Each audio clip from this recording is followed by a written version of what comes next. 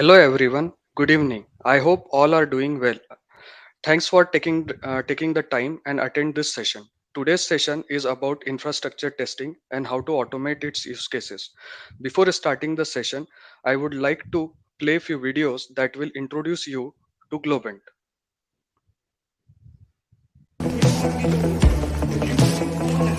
Now that I've lost everything to you, you say you want to start something new, and it's breaking my heart you're leaving. Baby, I'm grieving, but if you want to leave, then take good care. Hope you make a lot of nice friends out there, but just remember that a lot of bad everywhere. You know I've seen what the world can do, and it's breaking my heart in two. 'Cause I never want to see you sad, girl. Don't be a bad girl. Reinvention moves the world forward, and that's what we do best. Oh, baby, it's a wild world. We are Globant, the company you probably don't know, behind many of the digital transformations you do know. Oh, baby, it's a wild world. Globant. Seek reinvention.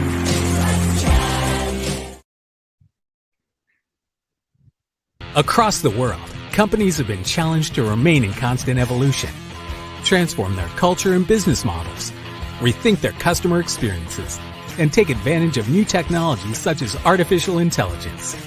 Companies face the challenge to become augmented organizations. At Globant, we help pave the way towards this future. We work together with businesses around the world to define their way ahead and augment their capabilities to create new approaches for processes, products, and strategies. We create agile and resistant cultures where teams not only create change, but also adapt rapidly, creating exceptional experiences for millions of people. We walk along this road relying on our set of disruptors and accelerators, driven by artificial intelligence. All of this boosted by our system of studios and agile pods, operating units that foster creativity and innovation. We are a native digital company focused on helping organizations rethink themselves and find their way forward through digital and cognitive transformation. The future is now, and it belongs to augmented organizations.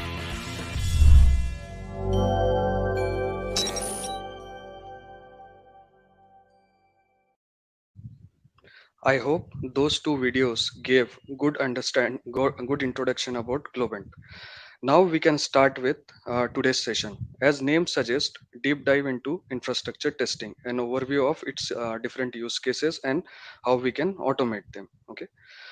First is today's agenda. So first we will have introduction to infrastructure testing, why it needs to perform, when we need to perform, what needs to be tested, testing approach, how we can test this, the challenges, benefits, and at the end Q&A. So, first we will understand what is IT infrastructure as we mainly talk about this. So, simple example for this is your company, which uses basic blocks like operating system, storage, hardware, networking, and give you an infrastructure which you can utilize like VPN, mail servers, and different applications. Okay. Now, what is infrastructure testing? So, as definition says, testing the runtime environment and their behavior in the event of any change or addition in the building blocks or configurations, which provide services to the application. So, as we go towards the session, you will see that you will automatically understand the uh, this definition. Okay, but basic example is if you deployed any application on particular port, whether you are able to access that application on that particular port or not. Okay. Now, why we need to perform the infrastructure testing. Okay, so this section will help you in understanding what are the basic pain points which we can avoid if we do the infrastructure testing. Okay, but before starting with the pointers, we all know if your infrastructure is not working as expected, always have less downtime, how everyone will react to it. Okay, so yes, they always react in an angry way. Okay, your client, your management, your teams, they all are in a anger. So we all know what angry customer do. They escalate, correct? So whenever escalation happens, there is a chaos, and that chaos basically build up the pressure, correct? So due to this pressure, team has to work over the weekend, and because you are part of the team, you always know that whenever there is any deployment happens, it takes like some days to comes into the working situation. So it is normal for the team members, but if we perform this testing, we will break that habit where we think like it is a normal. Now let's understand the pointers which we will be like avoiding if we do the performance testing.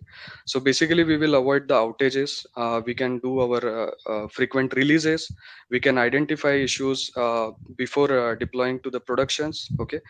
uh, we can basically check whether all the deployment scripts are following the industry standards or not, all the defined SLAs provided by different teams like network security are implemented or not.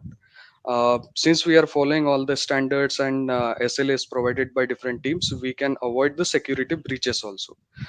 Since we are doing all this, if we do all this testing, whenever all the configurations, all the scripts are already tested, so we will always deploy the tested configurations and code to the uh, production. It will also help us in understanding the scalability of our infrastructure during the special releases or any event. We can also identify the memory leaks if there are any. It also helps us in reducing the cost of our maintenance. The cost of maintenance can be in different ways. Simple example is whenever you provide services to someone else and your services are down, you have to pay for that downtime to the your customers. So that is one part of it. So this is how you will reduce the cost. Now if we perform all these things, we will make everyone happy, correct? Because we are minimizing the risk of the downtime. So similar, one of the recent example where they have all these checks is the Hotstar, where they basically served the India-Pakistan match all approx 1.3 live 1.3 crore users live, correct, without having any delay, without any delays in the network and anything. So uh, I don't think this is possible without the infrastructure testing. Yes, major portion is load and performance testing, but there is also a piece which needs to be tested from the infrastructure side. Now, uh, we all know like so this is how everyone will react whenever we perform all these points. Okay. Now when we need to perform, so there are basically three basic definition is whenever there is a change at your infrastructure level, you have to perform this testing. So change can be of three type. You are adding something new. So what you can add, you can add new software or hardware in your existing infrastructure. You can add integrations, you can add network policies, you can add auto scaling, you can add security policies, storage, anything, correct?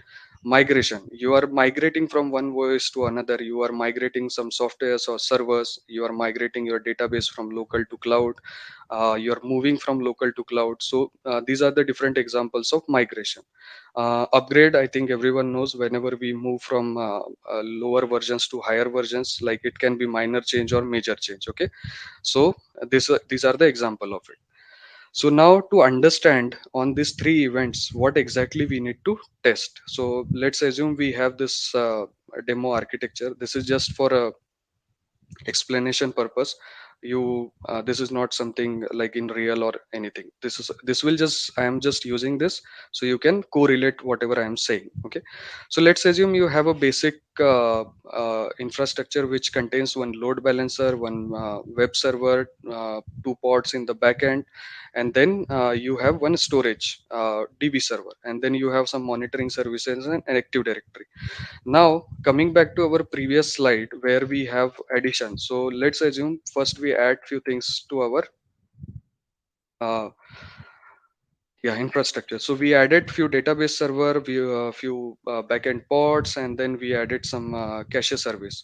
So now what we need to test, correct? So first is you have to test the SLAs. So whatever basically requirements provided by different teams, after adding these services, whether those requirements are still fulfilling or not. Your network and security policies are as per the requirement or not.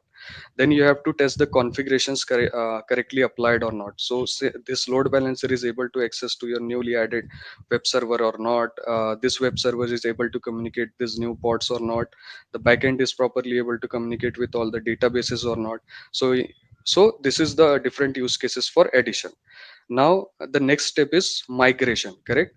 So let's assume in our this infrastructure we have uh, basically web server. As of now it is nginx, correct?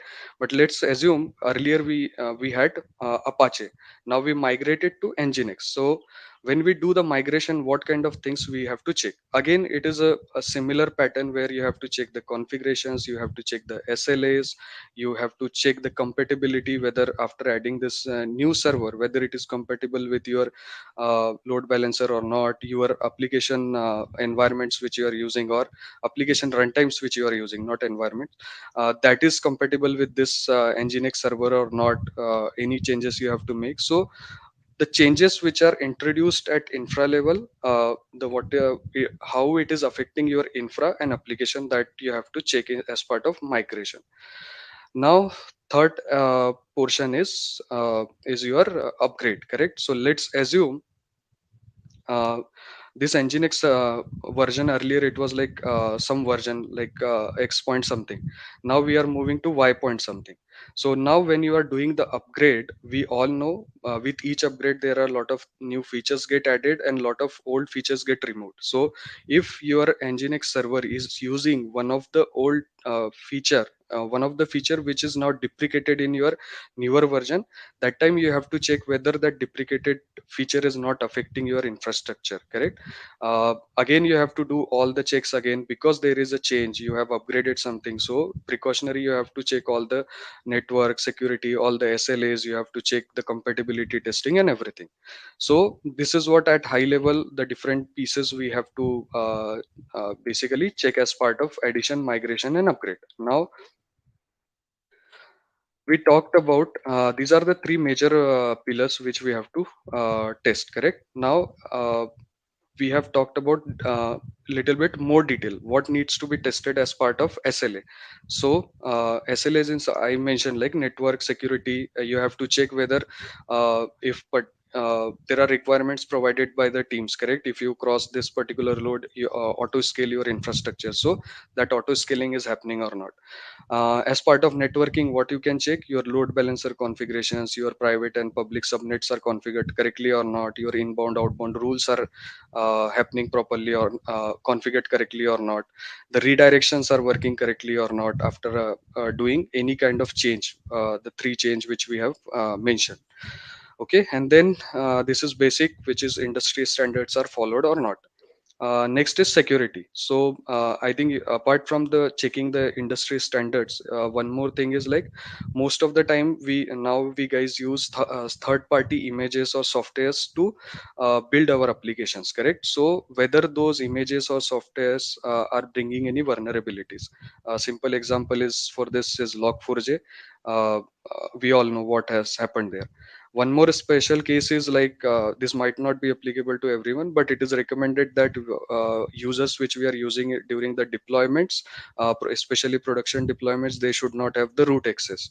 Role based access are applied as per the slas. So a lot of time it is suggested that the user, we should have different users to perform different tasks, and they have proper their segregation is properly done, correct? They should if someone is just having the viewing rights, like log service, if your user is created just to view the logs, he should not be able to create any data or change, make any changes into it. So those kind of role based access at infra level is applied or not. Okay. Another thing is compliance test requirement. So this is again compliance testing is altogether different topic, but I'm just adding in security perspective is, let's say you have a project which is running by the Indian for the Indian government, and Indian government don't want to basically store their data outside India due to security issues. So that is one kind of compliance check you can do, whether data is properly getting stored in India regions only or not, if you are using any cloud provider and all those things. Now next thing is cloud. So I think we all know a lot of new businesses are moving towards the cloud because of low cost and low maintenance and the ease which they provide in terms of auto scaling. So all the points which I discussed above are by default applicable to this cloud part. Few things which you can especially check in terms of cloud is your infrastructure is compatible with the cloud infra or not, correct? So let's say your application is totally on premise, but now you are planning to move one pieces to the cloud. Yeah, so first step is you moved your storage to the cloud, but what you have to check your infra which is available on your premise, that is able properly able to communicate and supporting the cloud infrastructure as part of connectivity or not. Okay. Auto scaling, again we talked about, during peak load it is working as expected or not. Disaster recovery we will check. Client servers. So client server, there are two words. One is client and servers. So client refers to the applications like OS softwares which we use. Softwares servers are something like mail server, SMTP server, which we use for our application. Correct. These are the blocks which we are using for our application. So how these blocks are interacting with each other, their configurations, which configurations giving me a optimal performance, correct, that I can check. Their compatibility different, if I'm using one OS, whether that is compatible with my hardware or not. My hardware is compatible with different softwares which I am using, that is there or not. Another is like memory. So what we have to test as part of memory, like our memory utilization, so that we can understand in peak time how much we memory we need to add, or how much we can remove if it is not required. Memory leaks if there are any. Disaster recovery, I think self explanatory uh, here, but a simple example is, let's say you are having multiple servers running, correct, but during peak load one of the server went down. Now in that case your redirection to the working server is properly happening or not. One more example is for the data loss part. So let's say your one of the database server went down. So now it is recommended like all the data should be replicated, so that in case of any such a failure you can get the data from the replicated server, correct. So these kind of things you can check in the infrastructure disaster recovery. Now we all know why we need to do this, when we have to do this, what we have to test, correct. So how we can approach for it, correct. So most of the time during the application testing we follow the testing pyramid. So can we follow that testing pyramid here? So answer is yes. So we have to follow that testing pyramid, where a lot of our test cases should be part of the static sorry, bottom of the pyramid, like static unit.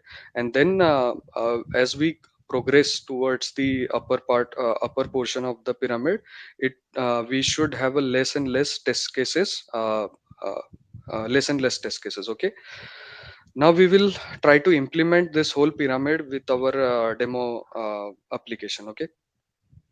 So for demo purpose, just assume we have a simple application which creates the S3 bucket into the AWS. Okay, and we have to access it. Now I'm just keeping this simple so that you can correlate, and I can also demo all the different aspects of it.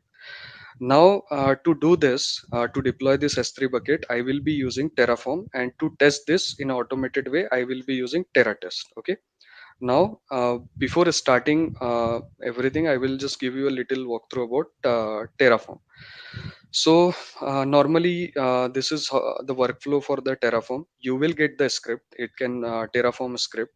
Uh, And then when you get that script, basically there are different phases. One is init. So init phase is something whenever you have the script, the different libraries used or packages used in that script to get downloaded them. So init is basically used for that. Validate is something will check the cosmetic issues in your script, like typo or something. Plan stage is something when you apply, do the Terraform plan, it will showcase, give you a kind of picture what it is gonna create. Okay, it will not create in a real time, but it will just give you the blueprint of what you are going to do. Okay, and it will also validate if there are something missing, which some errors are there which can be caught at apply level only. So or like during runtime, the next step is apply. So whenever you run the Terraform apply, output will be your real infrastructure will be up. So Terratest. So Terratest is an open source testing framework provided by Gruntwork. Uses Go as a language, and it can be used to test Terraform, Packer, Docker, Kubernetes, and many different tools which are used for infrastructure provisioning and configuration.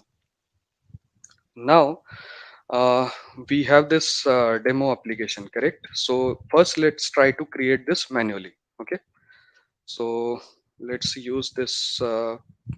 We will create one S3 bucket. So let's give a demo. So I will select the region. I will select the ownership like ACL as disabled. I will, for now, I will just block all the public access, but you can enable based on your requirement. I am enabling, I am enabling the S3 bucket, versioning in the bucket. I can add the tag.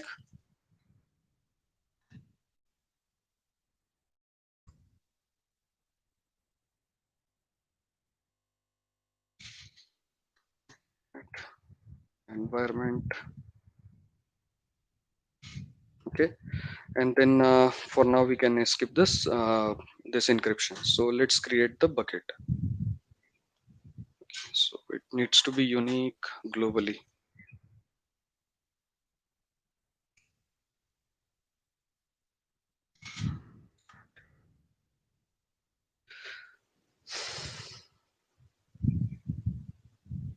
Okay, so now our bucket is created, and we can check all the properties whatever we have defined, those are available there or not. Okay, one more thing we can do is while creating bucket we can also provide define the policies. Now going back to our uh,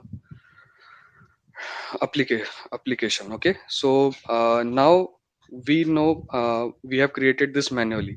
Similarly, we have tested also this manually. Now this is not the expected way, the way it has to be done, correct? It has to be automated, because in real time you might need to create n number of S3 buckets. So what we will do, we will now use the Terraform script to deploy the or create the S3 bucket. Okay, so I have this Terraform script.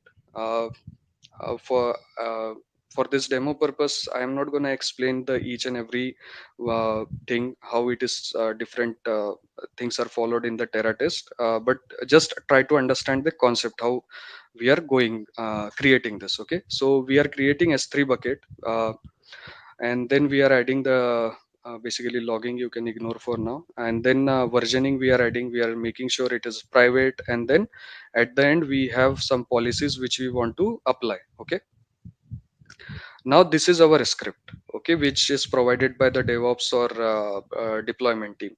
Now this script we have to test and make sure our this always works, and all the basic things, your SLAs, your different aspects like performance, security are tested on this particular script. Okay, so now moving back to your pyramid. So first one is static analysis, correct? So a static analysis will be done on your script, which basically used for doing the deployment. So what is static analysis? So static analysis is something where you try to capture the cosmetic issues. So let's try to run. So for this, Terraform give us Terraform validate command. Okay, so it is success. So now let's make some change and see if it is able to capture the typo error. So you can see it has captured your typo is there. So that's why this is we need to perform this static analysis. Like by mistake, someone is not doing anything. Another portion for static analysis, doing the linting. Okay, so we all know the use of the linters. So linters are basically used to guide you to write the code which are following the certain standards that checks are already there, correct? Similar to our ESLint and SonarQube. So here we have the basically TF-lint, which will help us in a similar way. Okay, now let's assume we have something like this. Okay, and what we are doing syntactically everything is correct, but your problem is somewhere in the value which you are providing, correct?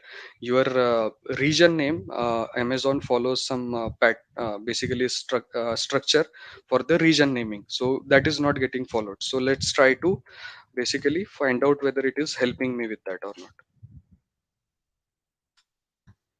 So yes, it is helping me that at some level the checks are also at the value level. Okay, so the standards. This is a basic standard, and that's why TF-lint have this as a rule.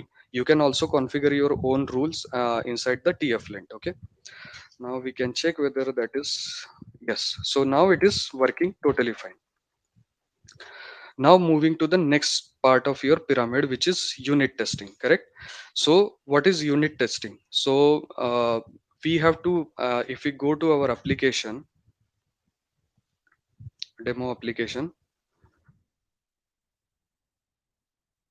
Yeah, so we just have one unit, and which is S3, correct? So while creating S3 bucket, we all know what we have to check. We have to check whether tags are present there or not. Then your ACL is private or not. Your policy is applied or not. So same thing we have. Those things we will check as part of our unit testing. Okay.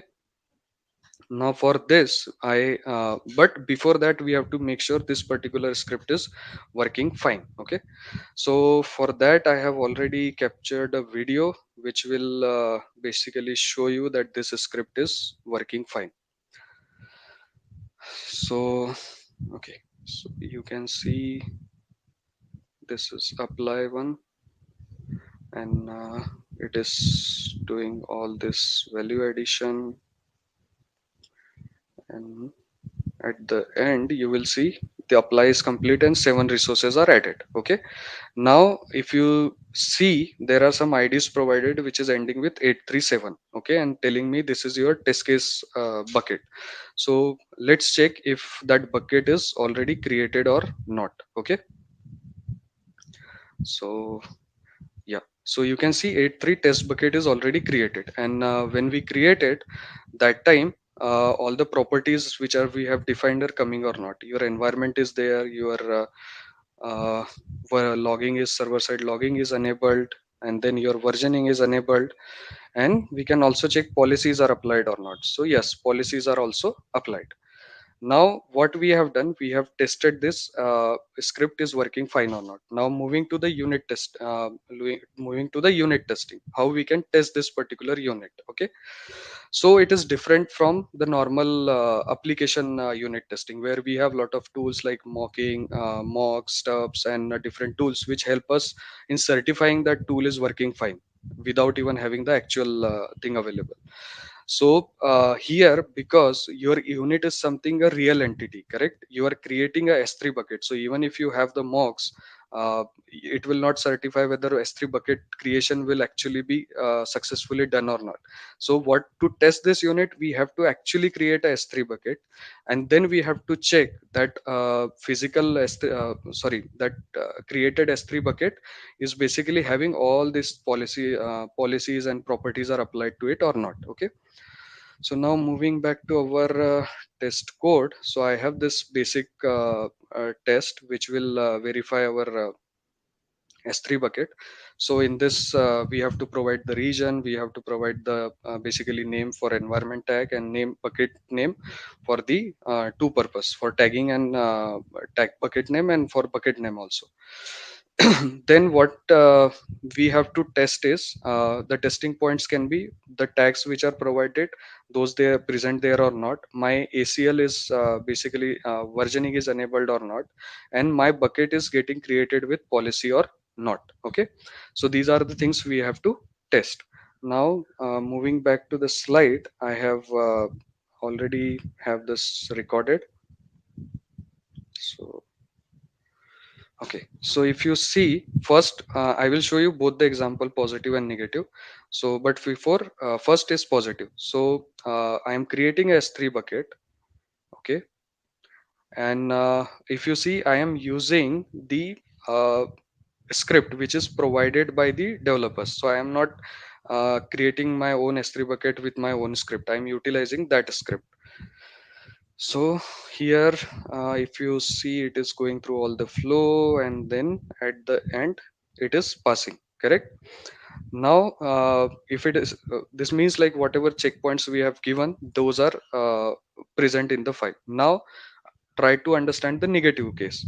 So let's say where someone is some developers coming, and he for like what he did for creating a bucket, he made change, like he created a bucket without a policy. Okay, so now our test, we have not modified our test, and we are still expecting that policy should be present in our bucket. Correct. So let's check this case.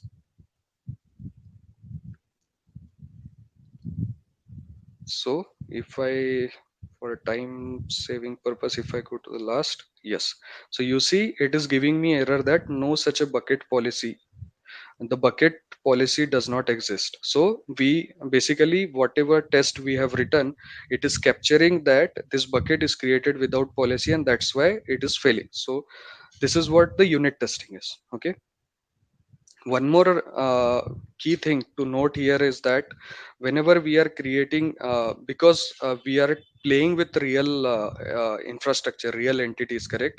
So you have to make sure after completing your testing, you are deleting all the resources, because if you do not delete, then what will happen, we all know. To make our script or bring our script in a working condition, we take around n number of runs. So you will create n number of buckets which will be available there, and Amazon will start charging you. Correct. So we have to make sure we are deleting this. So Terraform provides that way to us, where we can delete. So this statement defer terraform dot destroy, and whatever we are creating at the top, that is getting destroyed. Okay, so defer is similar to finally in other languages, which will get executed regardless of your assertion failure or whatever thing. Okay, this block will get executed. There are still some cases where like if your system itself crash, this not executed, how we can do that. So there are different tools also which are available, by which you can periodically delete your data which you created, test data. Now this is uh, all about the unit testing. Now the next thing is integration test. So what is the integration test? So normally this is our application looks like. Correct. You have one web server, you have API server, then you have one database which is can be S3 bucket in our case. So what we are doing, we are integration, we are communicating with each other. Correct. So what we can test as part of integration test. So for this demo purpose, I will just check whether my particular web server is able to connect to the API server and getting the proper response or not. Okay. And we are just checking the connection is properly established here or not. We because we have already know, like at unit level you can do n number of checks. Correct. Whether the region is properly applied or not, it is created with correctly configured private and public subnets or not, and all those things you can check at unit level. Here we will just see the integration portion.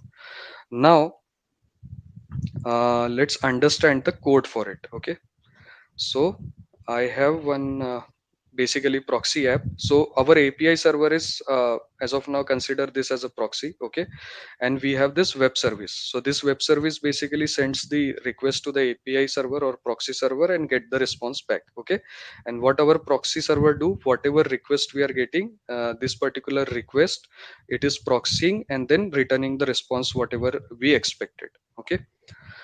So this code will be available for all of you. And this most of the samples has been taken from the Terraform site itself, so you can also explore from there and play with it. So what we are doing in our integration test is, basically we are first creating a web service from this script which is provided by the developers. We are mimicking the API server as proxy server.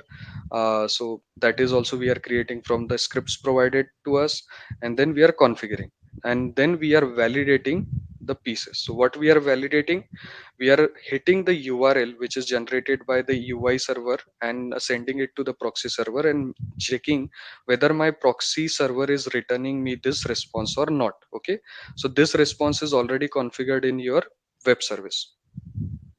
So if you see, this is what we are our web service is returning, okay? Or we are expecting it to display. So in this case, if we just go, so we are checking this part, correct? So now let's go to the demo purpose and run this particular script. So if you see, I am starting the integration test, and then it is basically spinning up all the environments or required resources, and then at some stage it will perform the testing, and then at the last you can see the status which is passed. So whatever we have configured here, like make the HTTP call to the URL and get this response, and get the 200 status code that has been achieved, correct? So this is a part of a integration test. Now you will ask, like, what kind of integration test is this, correct? Because here we are just checking hello world is present or not, and then 200 status is coming on. But if you see this execution, what I am doing real time, I am spinning up I am not giving any URL in a hard coded way, correct? So I am utilizing the URLs which basically generated by AWS in a runtime. So let me just showcase you that.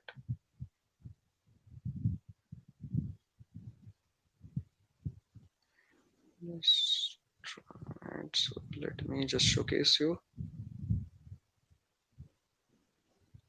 Yeah, so you can see here the URL which is generated at runtime, correct? So what I am doing, I am getting the URL at runtime and then doing the proxy part and checking whether my integration is working or not. It is able to hit the newly created server on the AWS or not. So this is about integration test. Now the next portion is your end-to-end test. So normally this is how we see our application, correct? You are a client and there is one web server, API server, and database. But in reality, it is not like this simple.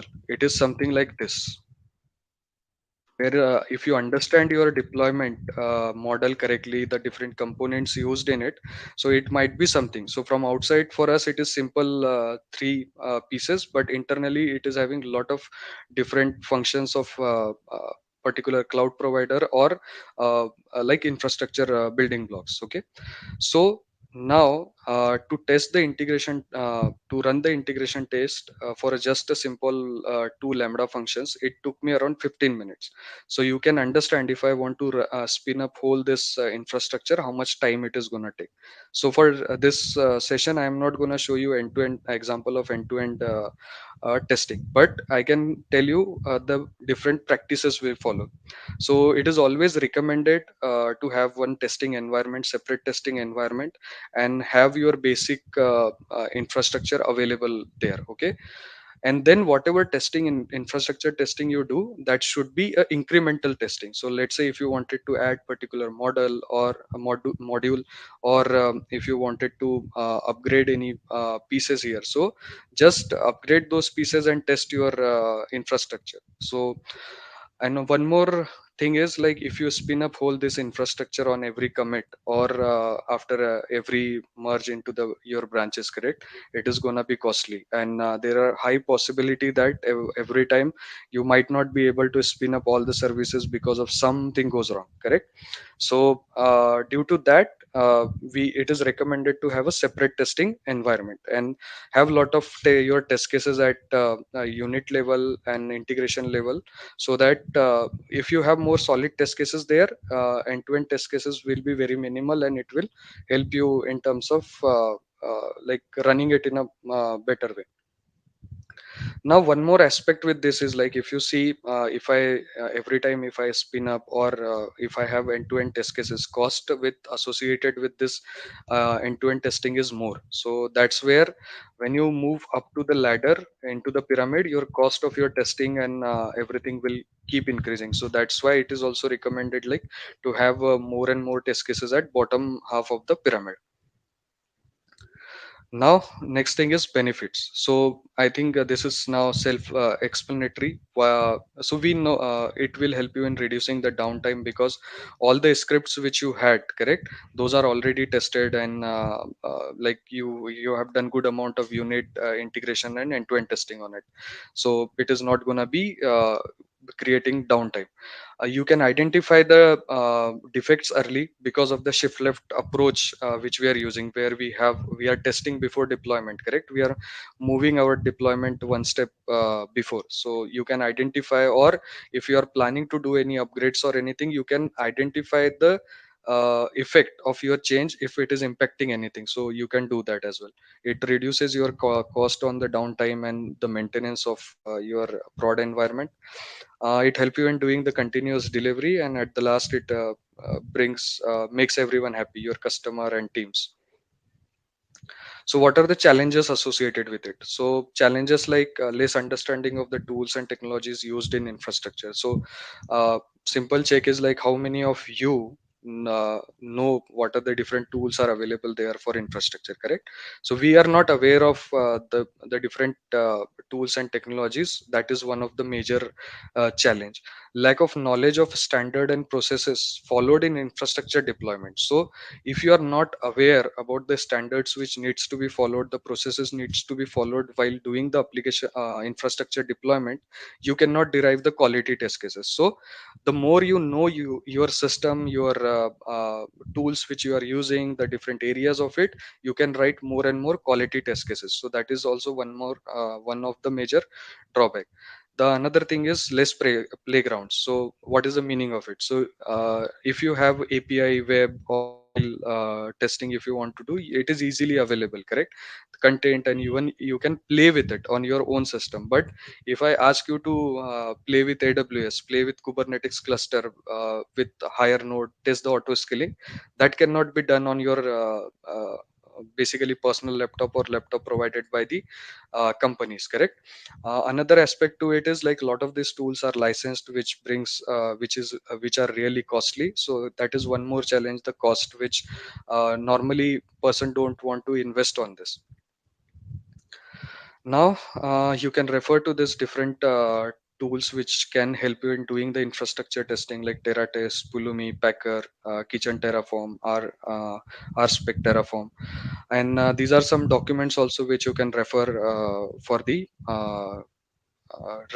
learning purpose. Now, if you have any questions, please post them into the chat window. And yep, thank you guys. Thanks for bearing me for this whole session.